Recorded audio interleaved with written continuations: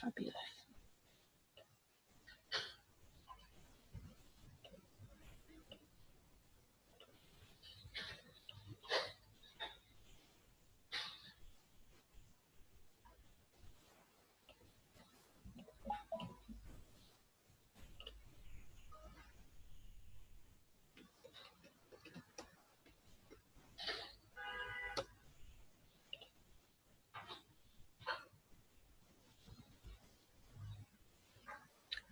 Okay, so we'll just allow a couple more minutes for people to arrive.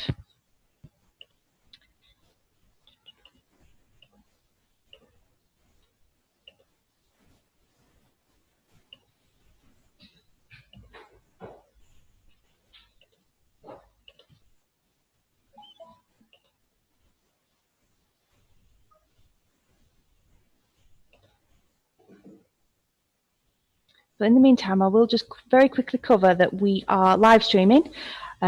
So after our event last week called the Northern Lands 2, we experimented with the format for kind of hosting online events. We developed a nice process of embedding a live stream and having a live chat feature. So we are trying that for this session as well, just because it was very, very popular on the registrations. Tickets practically sold out. So in order to give people who still wanted to attend a chance to listen to the lightning talk or perhaps ask some questions, we are currently live streaming this through our website as well. So a very quick hello to people who are watching via the live stream. My colleague Patrick will be monitoring the chat that's on the live stream page for any questions, but just a very quick reminder to say that there is a slight delay between what we're doing in the Zoom room versus when it appears on the live stream. So just bear with us as we try to answer questions for you.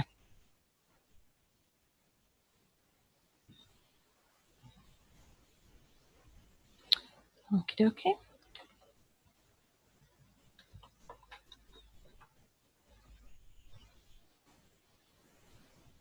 It's very unusual. After Northern Lands 2, I'm used to backing music after everything we did. That's what I'm using as a guide for the meetup. So what I'll do is, because obviously I'm conscious of time, we've got up to an hour for the meetup as a whole. So let's get started. So I will very quickly just run through ODI Leeds. So ODI Leeds was founded in 2013.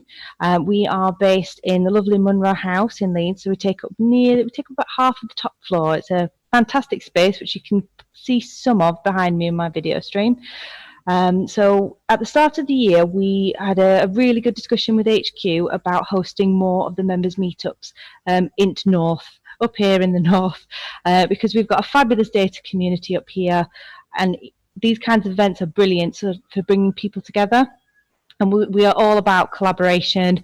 Paul likes to use the words catalytic collaboration, this idea that you bring people together, it kind of sparks ideas, it sparks the potential for working together on projects, releasing data, all sorts of different kind of things. So we were totally on board with doing more events here. And of course, we managed to host one event in our beautiful space in March, and then of course lockdown happened. So when we were given the opportunity to potentially carry on hosting these events but do it digitally, we thought, right, let's rise to that challenge and see what we can do. So also during the time of lockdown, we've kind of had a little bit of practice with hosting these kinds of things. We have been regularly hosting Open Data Saves Lives. They were on a weekly basis from sort of mid-March right through until June. And they will be coming back again in August. So keep an eye out for those. So I will hand over to Hannah from HQ to talk a little bit more about some of the amazing work happening at the Open Data Institute. Thanks so much, Amy. I'm Hannah, and I'm head of marketing membership at the ODI. Firstly, big thanks to Amy for pulling this together and the rest of the team at ODI Leeds.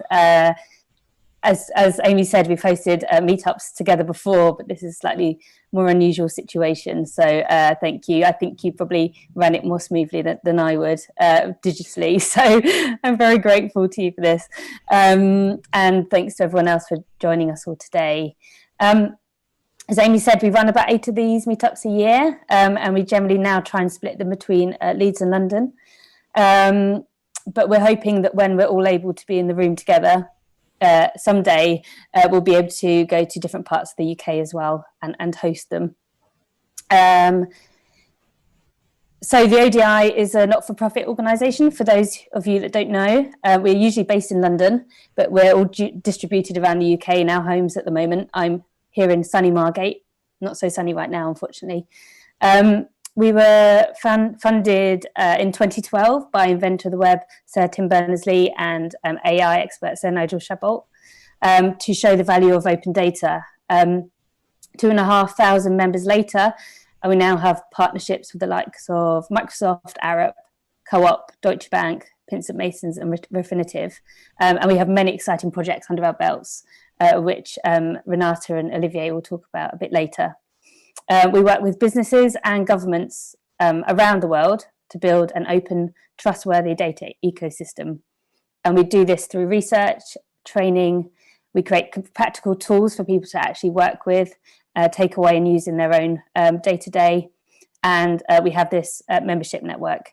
And this network is responsible for creating a platform for you to learn from each other's experiences, share your projects and collaborate together. So this is one of those such events. For those of you who aren't members, just to do a tiny sales plug, being an ODI member, shameless plug, being an ODI member gives you access to events like these in London and Leeds and other locations, gives you chances to promote your work, and gives you discounts off our courses and the flagship summit that we have every year. So if you're interested in joining us and you're not already a member, please go to the odi.org/membership. So that's my sales pitch firmly over, and I'm going to hand you over to my colleague Renata Samson, who is the Senior Policy Advisor at the ODI. Thank you, Hannah. Thank you, Amy. Hello, everybody. I'm going to speak very briefly and probably quite swiftly before introducing you to the next part of HQ Update. Basically, everything's a bit bonkers right now, isn't it? I mean, look at us. We're all sat on a Zoom chat, locked down in our homes and trying to get our head around mask wearing, and when the shops are open and when queues might be happening and when the rain might occur and whether or not the local library is a convenient time for your kids to pop up there, or whether you might be running into older people who may be on the more vulnerable category. And most of this is reliant on data. If we have good data, then we might know some of the answers to some of these difficult questions that might help us be able to navigate this crazy time that we're living in. And so this is part of the work that we're doing at the ODI HQ in London, specifically around COVID-19. So at the start of lockdown, we were given some funding by Illuminate to undertake a 6-month project to try and get access to as much data as possible from anyone who's got any of it and would like to make it openly available. And we've been advising through a series of fact sheets and guidance, direct chats, and some of our tools to help navigate and encourage and help people to make data that's useful openly available. But this is actually quite hard. You'd think it would be really straightforward. You think that all the people coming forward to us would be like, yeah, I've got all this amazing data set and I'm ready and willing to openly publish it. But identifying what data is needed in the middle of a crisis, in the middle of a pandemic, is actually really, really tricky. We know that there's an appetite for public sector data to be shared with the public sector. And we're seeing that across the news all the time, particularly right now with the localized lockdown in Leicester. And that's about health data predominantly.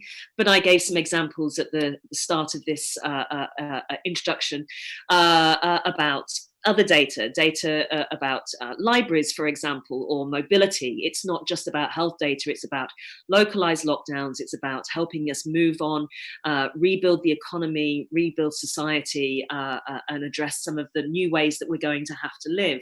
So public sector data with the public sector is super helpful. But then there's also private sector data, and private sector data can help us identify all sorts of other things that are critical in this particular area, be it financial data, employment data, economic data, industrial data, consumer data. The more private sector data we can make openly available, or we can access and share with the public sector, the more we may be able to help identify and address specific asks, specific problems, and maybe find some specific solutions. And so this is a key part of the work that we're doing. My colleague Fintan in our research team is starting to engage with the public sector to understand what data is it you think you need that you don't have, that the private sector might hold, and who do you need to identify to be able to go and have that conversation with. But also to understand from the private sector, what data have you got that you think might have some real value and be able to answer some of these difficult questions as we head towards probably, maybe a second lockdown in the terrible winter months that are going to be coming. The dilemmas and the challenges we face are going to be very different to those when it's warm and sunny and light outside. Private sector data may help us identify some of those challenges and some of the answers. But this is often a little bit abstract. So why we're here today and why I'm about to introduce my colleague Olivier is because we've got this amazing example where the public sector have identified a specific ask where private sector data will actually be able to help answer that ask and provide guidance and support and opportunity and understanding to society as a whole. So rather than me start to give too much about this away, I will hand over to my colleague Olivier Theroux, who will explain a little bit more and also hopefully talk about some of the tools that we have at the ODI to help you identify your personal data ecosystem, be it public or private sector, and where you might be able to openly publish some of your data or provide access to those that might need it. So thank you very much, and I hope you enjoy what's coming next. Thank you, Renato. And thanks for the introduction. I'm Olivier Theroux. I'm the head of research and development at the ODI. And indeed, in this project that we've been running since April, we have created a number of guidance and updated some tools. And the idea is, can we help organizations that have data and want to make it open do that in a way that is open, safe, and ethical? The guidance that we've created are around opening data, are around anonymization, and we've done an update to our Octopub tool to make it easy, simple, and correct to publish data openly. And we stumbled, I think that's a fair way to put it, onto a project called COVID Secure Check that is being run by the TUC. And it's almost perfect illustration of all this into one project with one little twist. And I'm going to explore that right now with John Wood, who is a digital manager at the TUC. Hi, John. John, I haven't said much about COVID Secure Check, and I wanted to start with just you telling us what is this and why is it important right now? Yeah, thank you very much, Olivier, and thank you for quite flattering build-up. When this is actually, for our organisation, the first baby steps into the world of open data and what we might do with it in ways that are quite new to us. And so really keen to hear kind of perspectives and the wisdom of people who have kind of been around the block before and know a bit more of this stuff. What we are basically trying to do is to tackle the information asymmetry around safety in the return to work after the lockdown. So we see the spectre of mass unemployment as a huge danger for the UK. We want people to be working in secure jobs, and we want them to be safe while they're doing it. And we think that's only going to work if there is a measure of transparency, that people know and have confidence that they are going back to work in a safe environment. And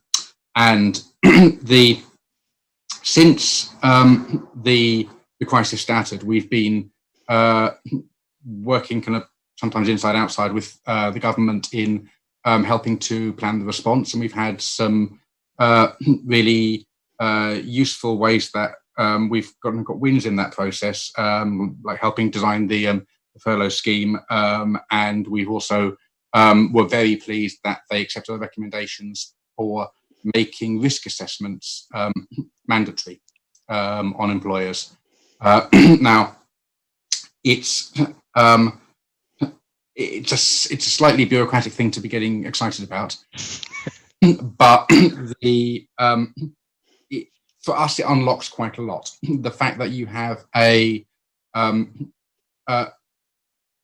formalized and standardized process for being able to show that you've considered concerns and plan a route around them is a really useful thing. It helps not just in employers to get this right, but it also helps workers to be able to see in a clearer form the evidence of what their employer's been up to. And so we were really happy that risk assessments before reopening were mandatory for over 5 employees, and the government said that employers should publish them on their website if they have more than 50 employees, which is great, but it's a bit of a toothless regulation there, in that the government have not set up a mechanism for these to be logged, published, understood in a way that they have, say, with gender pay gap reporting. So we took it upon ourselves to think, well, what could we do to help collate all this stuff together? And the aims in that are to be able to help workers to see what their employer has found are the risks, what the employer is going to do about the mitigations around it, to compare that with like-for-like employers in the same sector or the same area, and so they can see whether or not what their employer is telling them really meets their concerns. We've had a bunch of employers that haven't covered themselves in glory during this process so far, and a bunch who have done pretty well. And what can we do to surface the good practice, to get that shared, and to be a kind of carrot to praise those, and a stick for workers and their unions to be working with the employers who say they're addressing this but aren't doing it. So it's interesting because throughout our project we have been engaging with quite a lot of companies in the private sector, saying we were trying to help with this, we've got some data but we're not quite sure what to do. So I'm going to presume wildly that most employers have been really eager to work with you and help you publish this data about safety checks openly as possible, right? It's a bit it's a bit unfair to be harping about employers' willingness to engage in this when we're still only in alpha. Fair enough. So whilst I would like to I go through a list of the assorted ne'er-do-wells of the employer world, at the moment we're still in a place where we are working out what is the scope of the data, what is the project look like. We've kind of proven that we can get theoretically something useful, we think, out of and we've learned a lot about the way that these assessments are being conducted and published. That is really useful. So no is the question. We've got about 100 records so far. In our first phase, I've got a bunch more to publish when I get off this call that we've surfaced. And We are not getting them directly from employers.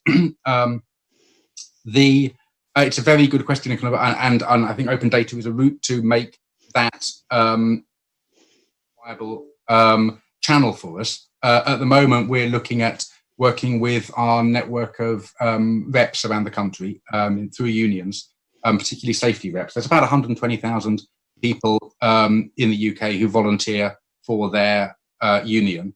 A large quantity of them are safety trained and have roles in working, a statutory role in working with their employer around issues of safety. So they're a huge asset, and we've had a bunch of those going through testing for us, helping us to work out what works better, what do you want to see from this, and the next stage is, yes, there is a way for employers to contribute their own information. There's also a way for employers to update their information and say that's wrong, because if we're not being open with a source of redress for this stuff, then it's not useful data for anybody.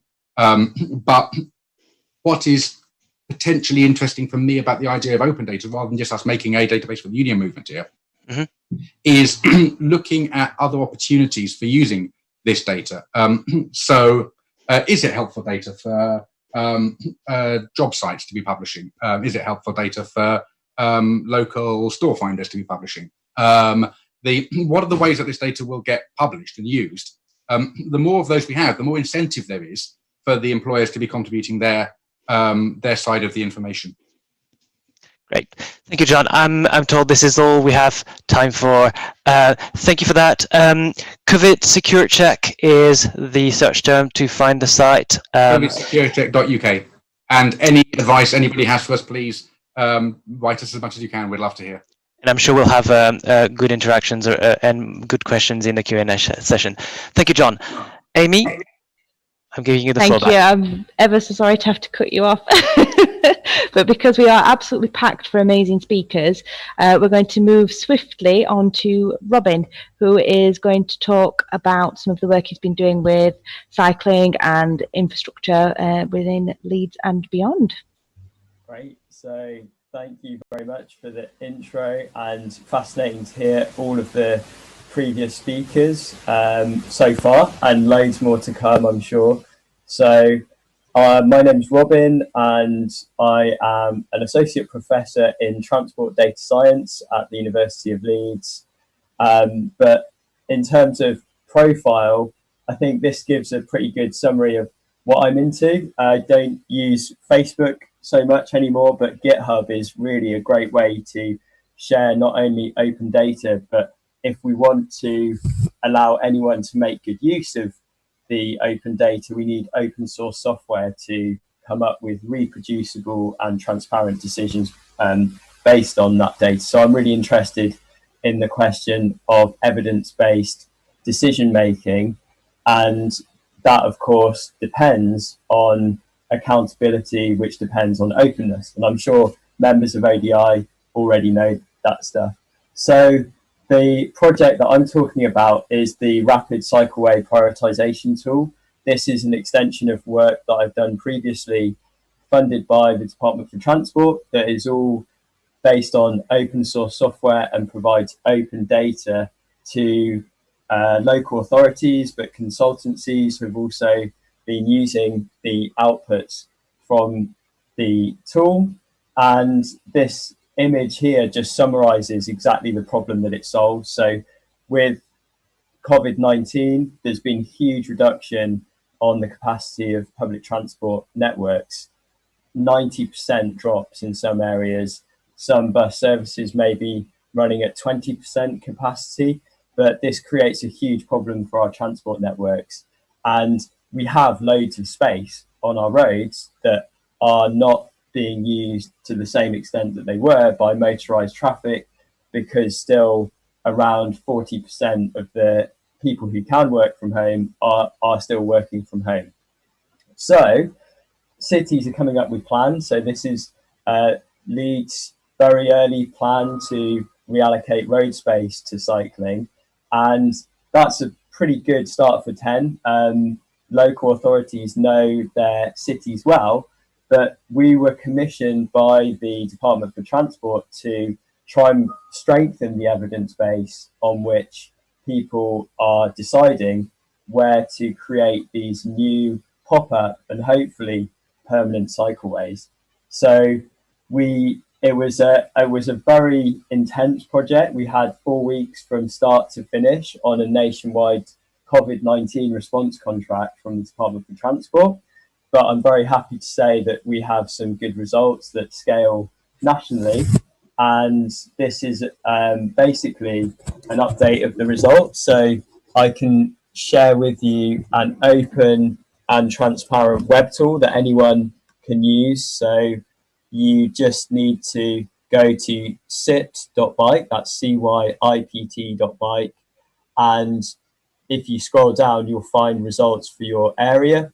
In line with the aims of the ODI, we've of course made the data open, so anyone can download the GeoJSON files that represent the key results. And just to explain very quickly what we're showing, if you want to build new cycle infrastructure, you need to build in a way that joins up your existing network. So we're showing the existing cycle network in green. We've also done an automated ranking system that basically flags promising roads that have both spare space and very high cycling potential. So these are the areas, if you build a cycleway of the type that I showed previously for London, it's likely to be well used. And finally, in the long term, so that's the kind of medium term, but in the long term, we need to build really joined up cohesive networks. And that's what this kind of gray purple layer is showing, which represents what a cohesive network representing a joined up cycleway network could look like. So it's been a really interesting project. And as I say, it's part of the government's response to COVID-19 on the travel networks, and it's being used to inform bids for the £250 million emergency active travel fund, which will hopefully mean that not only can people get the benefits of walking and cycling in a way that is physically distanced, but also as the lockdown eases, or as the second wave lockdown eases, we don't have this problem of gridlock, which we've seen in other cities where people stay away from public transport, they get into their cars, and there's an uptick in road traffic casualties and an uptick in air pollution. So that's exactly what we don't want to happen. The final thing that I want to say is that if you want to participate, there are many ways to do that. So most local authorities, or many local authorities, have created these online maps. This is widenmypath.com. And because our data is open, these guys at widenmypath.com could take our data and basically put them on a map so people can comment and upvote on areas where they most need it. So it's not just a top-down data science project, it's also a citizen engagement project. So that's all I've got to say. If you're interested in the code, which I certainly would be, it's all on GitHub. Check it out. I'm not going to be around later for questions, but if anyone does have questions, feel free to tag me on Twitter or on GitHub, and I'll be in touch. So thanks a lot for listening. That's brilliant. Thank you very much, Robin. We might also be able to collate some questions from the chat for you as well, and we can always send those on if there's anything you'd like to respond to. Okay. Great stuff. Great. So that actually is perfect for our next speaker, who is Richard. So Richard is going to talk about the role of Openstreetmap data during the outbreak. Hello, yeah. So hopefully lots of you know what Openstreetmap is. Openstreetmap is one of only 4 map databases of the whole world, and it's the only one that's open. It's just been valued at $1.7 billion worth of data by Accenture, and of course it's Accenture, so it must be right. And it's kind of gone from tiny beginnings in 2004 when we started, and I think I got involved in the project about 4 or 5 months in, to be this absolutely massive source of geodata for the whole world. Now, I think the subtitle of this event today was Data Infrastructure in Times of Crisis, and OSM's had an interesting role in crisis response. This really sort of first kicked off with the Haiti earthquake, when there was an urgent need for mapping data that first responders could put on their handheld GPS units so that they could respond more immediately to the crisis in Haiti. And what we did then was a load of volunteers came along and mapped Haiti from satellite imagery. That went on to people's Garmin GPS units. They could use it to go and respond to the emergency, and lives were actually saved by that. So I think that very much validated the role of OSM in emergency response. This is of course slightly different. We do not need so much in Britain, for example, that sort of intervention to help with COVID-19 response. Nonetheless, there's been a lot that people have been doing with OSM over the past few months. I'm going to do a brief whistle-stop tour of some of it, and I'm actually going to start over the channel in France. So if I just go to share screen, see. Okay, so we have here, this is a site called Ça Reste Ouvert.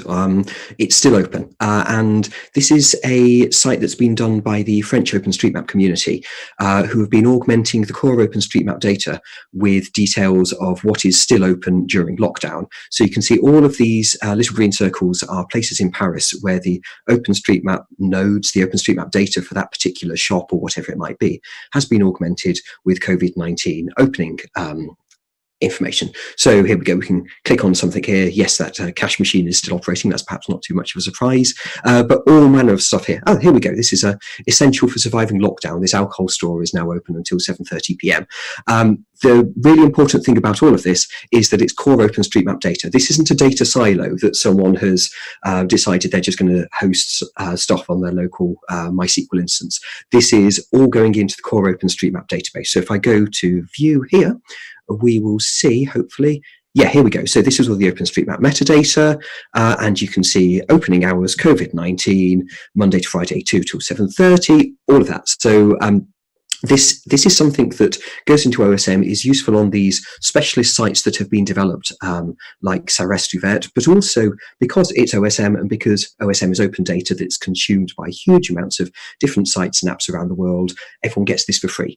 You can build this into whatever OSM-powered site you're using at the moment, and that just appears. That's automatically in your database if you're taking updates from OSM. And this is, this has become really quite a success, particularly in France. Germany as well, and Austria, there's a local instance. What people don't often realise about OSM is that the way we work is that we're a tiny core, but a massive ecosystem. So this is not an official program with the OpenStreetMap Foundation. That's not how we work. This is a bunch of OpenStreetMap volunteers, mappers from France, mappers from Austria, have decided, right, this is something we want to do. We're going to set ourselves up, put the data in there. We're going to build a site. That all happens. So that's all been great. If you want to contribute to this, you can go and edit anything on OpenStreetMap.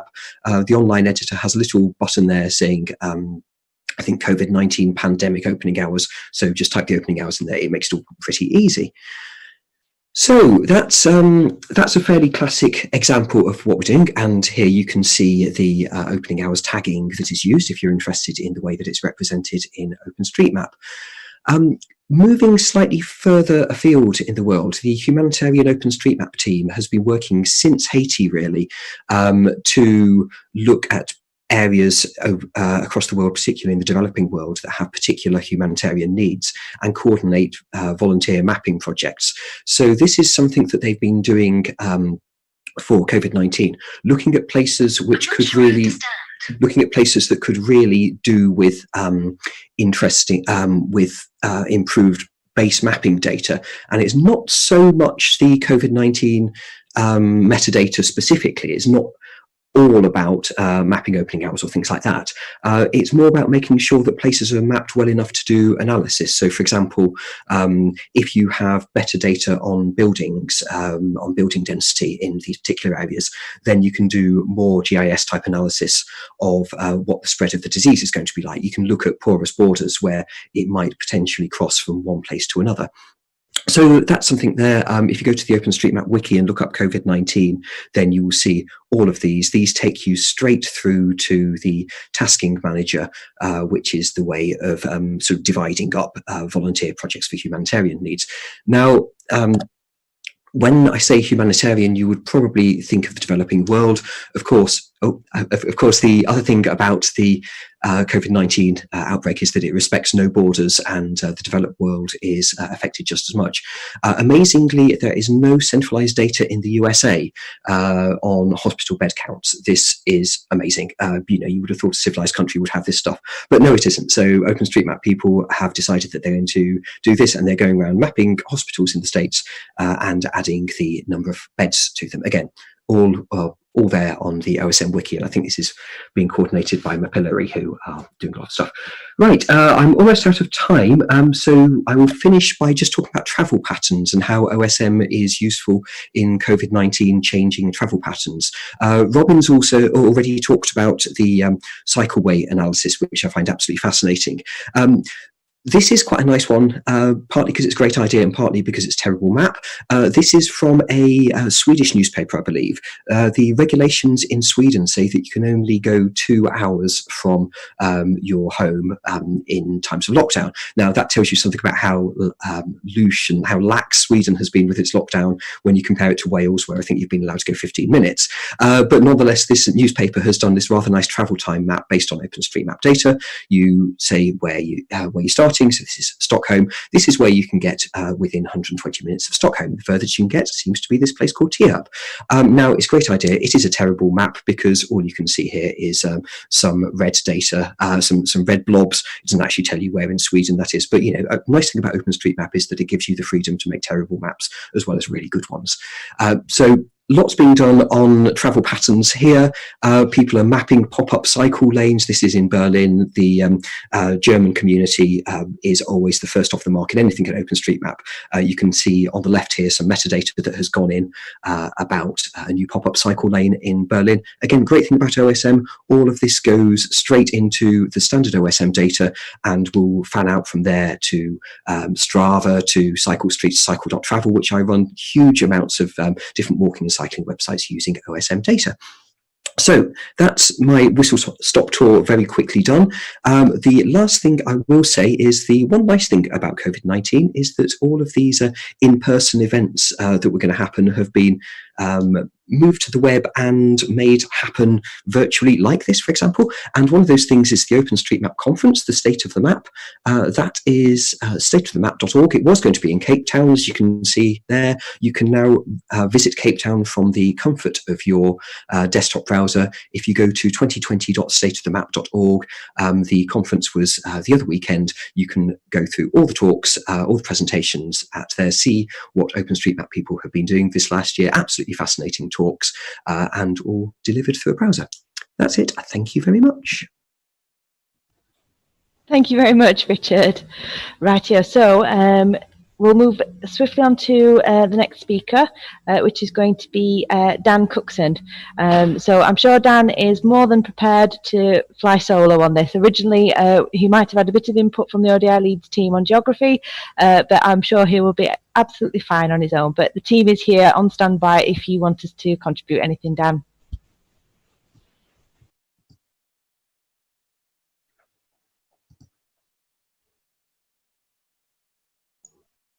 Oh, you can hear me now. Great. Okay. I'm sorry about that. Fiddling around with unmute. Well, you unmuted me.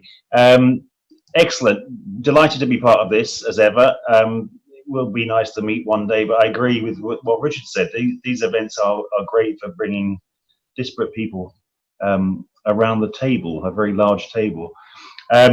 I don't have much of a brief here, but I mean, I'm a property market analyst, and I do spatial. I do mapping of all sorts of things and have done for a very long time. I'm actually self-taught.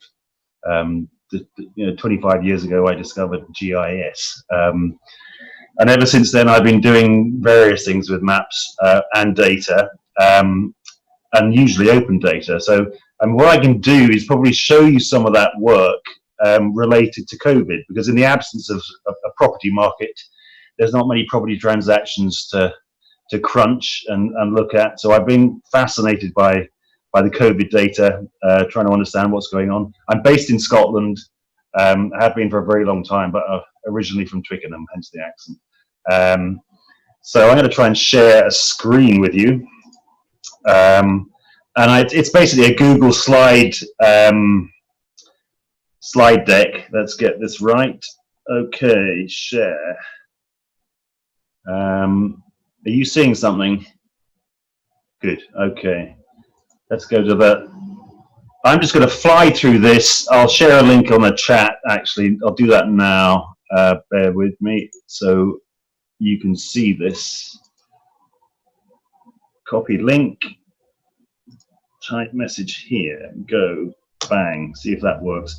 Okay. Back to the slides. I'll go into present mode very quickly.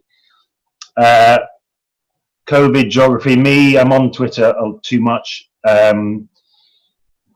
I did a map. Once ONS and National Records of Scotland had produced some local data, I thought I have to look at this. This is the MSOA, the really localized mortality data from both ONS for England and Wales, obviously, and there's National Records of Scotland. If I click on that URL, this one here, we should go. Can you see that? You seeing a map? Good. Anybody that's got the presentation can see this too. What I've done is basically layered up everything I've ever sort of used or had to hand, whether it's population density grids, local authority boundaries, census data on household size. In essence, it's all mashed up into one big Carto is the mapping engine behind all of this, so it really does fly. And you can explore. You can explore where the local COVID deaths have been. You can get a sense of obviously the horrible situation in London.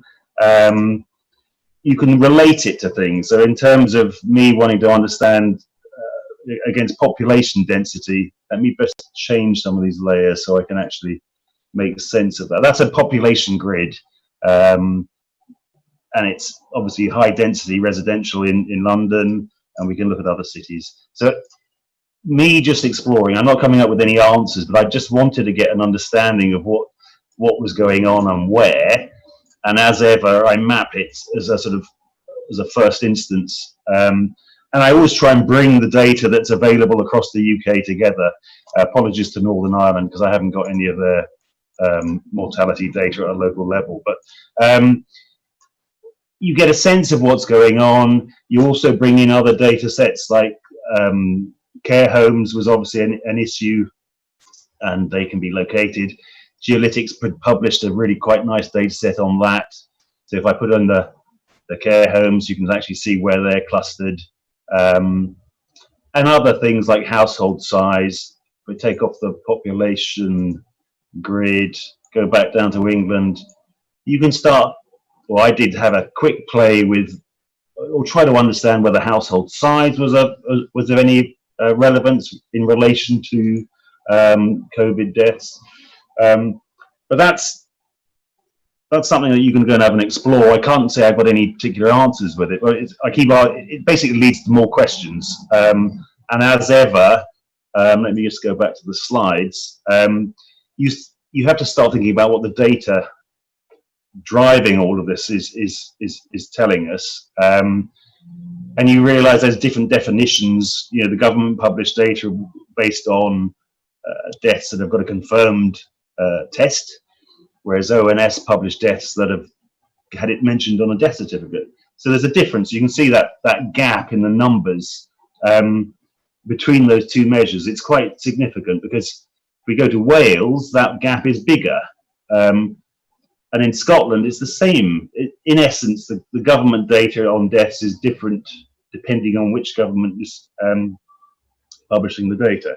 And I haven't quite got to the bottom of why, but so that's a chart just basically describing those differences between what the government data is in terms of confirmed tested deaths and the equivalent, which have been mentioned on the death certificate. If you actually compare deaths by or occurrences, the actual differences between the nations aren't that different. That was a surprise given what you hear in the media. So those are they're all pretty awful, actually. I mean, that's the reality. We've not done well, but I'll move on. Hotspots or not spots. This was a very popular map FT did on obviously infections. BBC did the same map, same data, very different look in terms of, they obviously changed the bandings. It's amazing what difference to color bandings can make in a map. John Byrne Murdoch has been amazing during this. I'm forever following him, and there are links to some really good data there as ever. There's so much interesting data on this topic. Restricted areas, these are obviously a hot topic as well. Leicester was one. There obviously pick up in infections. There was some very interesting analysis. I've shared the link here. They mentioned local ward analysis, but actually if you look at the maps, these are LSOs, these are LSOAs, these are much more localized than a ward. So somewhere there's some really very good local data, but we don't get that openly, and probably rightfully. I couldn't resist mapping Leicester and trying to understand once the boundary had been published. And if you go to that link, you'll be able to explore it too. So they did eventually publish a shapefile. I thought I'd have a look at it. You can see how it relates to the local authorities. You can see how it relates to postcodes. If we had open addresses in this country, we'd be able to relate it to all the addresses easily, but we don't. So that was that. Might have to interject, I'm afraid. Just so am I running out of time? Last but not least, squeeze in the last speaker. Okay, Leicester and Google Mobility. Check it out. It's very interesting. I'll leave it there. Thank you for your time. Oh, thank you very much, Dan. Thank you for being really understanding as well. But likewise, if you, because I know that you've updated these slides, if you want to provide a link to me, I'll make sure that people can get these. They'll get a chance to see some of the new work and the new investigation that you've been doing as well. Good stuff. So finally, we've got Jessica from NHS Digital. So as you can imagine, they've been under quite a lot of pressure and stress, but they've still found time to do some amazing work with open data. So Jessica will be able to share a bit more about that. Yeah, thanks, Amy. Hi, everyone. My name's Jess. I'm a product manager and grad at NHS Digital. And I'm just going to share my screen and give a very, very brief overview of the great stuff that we've been doing. So it's been a bit of a crazy few months. Can you see that? Is that okay? Cool. So it's been a bit of a crazy few months. We've been trying to dish out as many dashboards as we can. We've recently moved to building these dashboards on Tableau as well. So I'll just give you a brief little run through of what we've got. So the first dashboard that we released probably about 3 months ago was the Nhs Pathways Triages. This data took data from 111 online, 999 on the phone, and 111 on the phone as well, and showed us the triage journeys that have been taken related to coronavirus across the country. This is our most popular dashboard that we've seen so far. It's had the most usage. It's upwards of 42,000 views now, which is incredible. A month after this, we followed up with the shielded patient list open data set. This data gave information about the shielded patient list, where they live in, age, broken down by age and gender. Yeah, and we've got quite a few of those open data sets, progression being our most recent one. This was released probably about 2 weeks ago, and what have I got? 13,000 views of this dashboard up to now, which is amazing. Amongst other things, amongst the open data sets, we've also been releasing some monitored data, monitored dashboards. So these are dashboards that can be found by getting a Tableau login through our like DARS service, which has been really useful, especially for local governments. We've been working closely with people in local government in Leeds. They provided us with some really good use cases, and hopefully, fingers crossed, tomorrow there'll be a third release of our Pillar 2 data, and that'll break it down, those Pillar 2 tests results by postcode, which would be really, really useful for local governments. I think we've got about 450 users of that monitored private dashboard, which is great, all across the country. It's been really useful, and on the back of all this manic work to release these open data sets, on the back of that we've seen a lot of engagement, that we've increased our engagement within comms to make sure that there is increased visibility on these data sets that we're releasing. We've also seen a bit of a recruitment drive. I think today we'll actually be putting out some job adverts for some dashboard developers, specifically using Tableau, because we're fairly new to using Tableau and moving away from Power BI, which is good because we find it's integrated better with the website. We've seen a lot more uptake and usage as well. And I'm just going to do a bit of a shameless plug-in for some a little bit of help actually. So we're trying to start a bit of a project right now, our user research team within the data services part of the organisation. We're trying to build up a bit of a data visualization style guide, create a bit of a consistency between the dashboards that we build, whether that's like colour scheme, format, their usability and things like that. So a bit of a shameless plugin.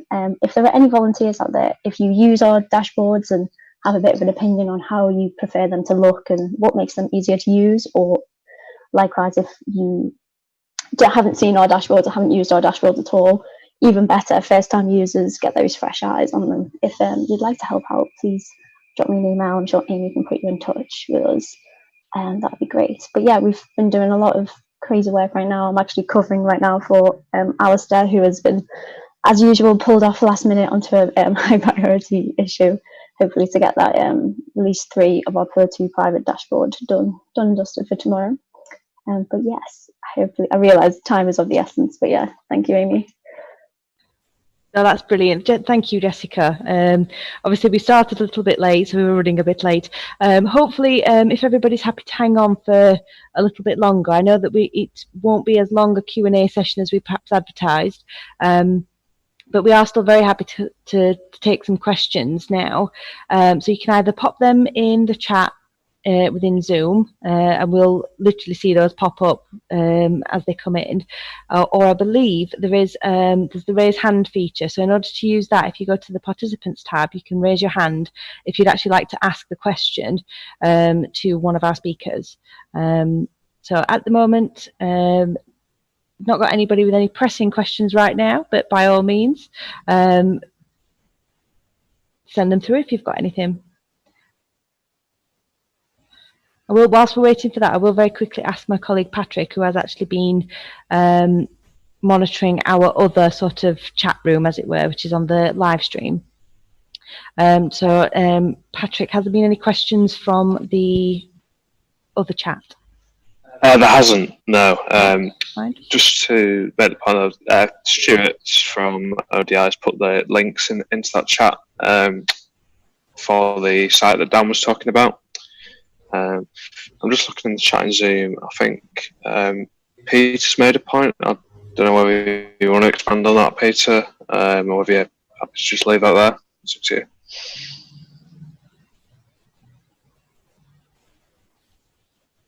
No. I think it was. It might be a point that we can forward on to Robin, actually, because it sounds like it's related to some of the rapid cycling infrastructure. So I will. I'll make sure he gets that and see if there's anything he can. Oh, Robin's still here. I'll read it out to you, Robin, then if you can still hear me. So from Peter Parslow, he says, thanks for the bit about the rapid cycling infrastructure. It's highlighted to me that the cycle routes around where I live are not on Openstreetmap. Many of them are village-to-village routes in a national park, so may not be priorities for COVID upgrades, but I think OSM users would benefit from them. So some of them are Sustrans routes, so probably available from them. They're available from the National Park Authority as open data GPX files. So I guess a bulk transfer API could be arranged. I can't see whether the county council shares the data rather than just maps or pictures of the data. Okay, so yeah, thanks a lot. And I had to stay on because I thought the presentation after me was absolutely fascinating, and I should have given a bigger plug to OSM. We really use OpenStreetMap data. We could have used other data sources, but the benefit of data being freely available massively outweighs other considerations.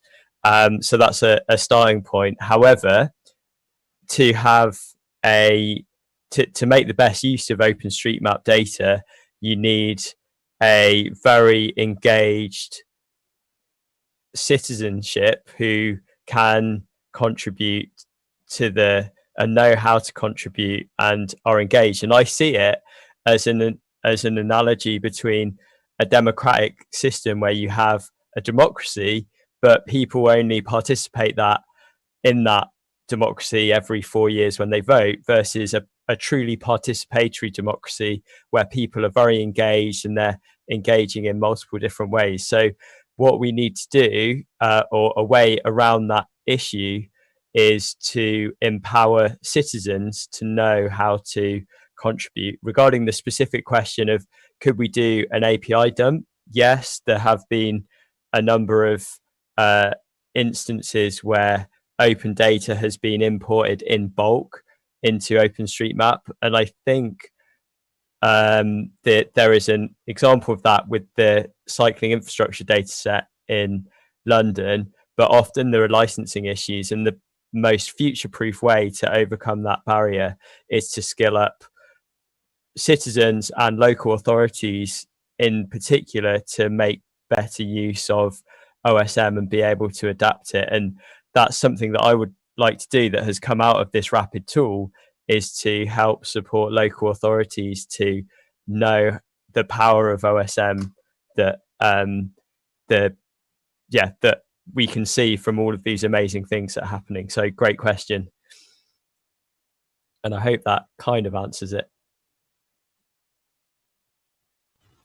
Thanks very much, Robin. I think Peter is still in the chat, so he's still in the Zoom call, so he will have definitely got your answer. So fabulous. So do we have any more questions from anybody else, for any of the speakers?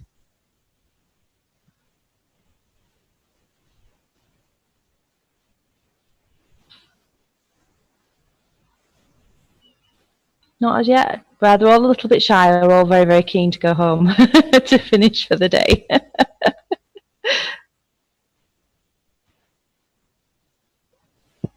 Right, then what I'll do is we will wrap up there, because we do have other ways that if you think of a question that if you think of a question later that you didn't get a chance to ask now, we've got ways of being able to forward those questions on to the speakers. We're very open about the way we kind of publish things. This is going to be available as a recorded session afterwards, but both on YouTube and somewhere on our website. You're always welcome to get in touch with us at ODI Leeds. We're using hello@odileeds.org. And like I said, we might be able to kind of follow up with some of the speakers for you. And of course, you can always engage with us on Twitter. So we are at ODI Leeds.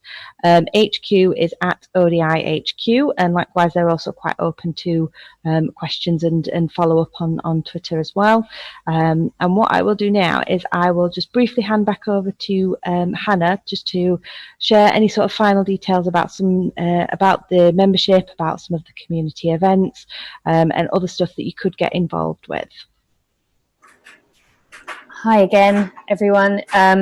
Yeah, so I'm just going to use the opportunity to shamelessly plug a third thing in this conversation. So just to remind you that if you're not a member yet and you want to be, it's theodi.org/membership to sign up. You get access to events like these and discounts of training courses and our flagship summit every year. So we're going to be releasing tickets probably the week after next to our summit. So let us know if you want to be added to our mailing list to find out more about that. You can hear more from people doing exciting projects such as the ones you've heard today. And yeah, just thanks for Amy for giving us the opportunity to share our projects and for all the other really exciting talks. And message ODI HQ, as Amy mentioned, if you've got any questions about any of our projects or membership. Great stuff. Thank you again, Hannah. So I suppose all that's left is to just thank everybody that joined us today, and of course to thank all of our lovely speakers as well. So like Olivier and Renata from HQ, we've had John Wood, Richard Fairhurst, Dan Cookson, Jessica Aitken, and Robin Lovelace. So thank you again for taking part, and we'll keep you informed about the next members meetup as well. All right, thank you very much. Thank you.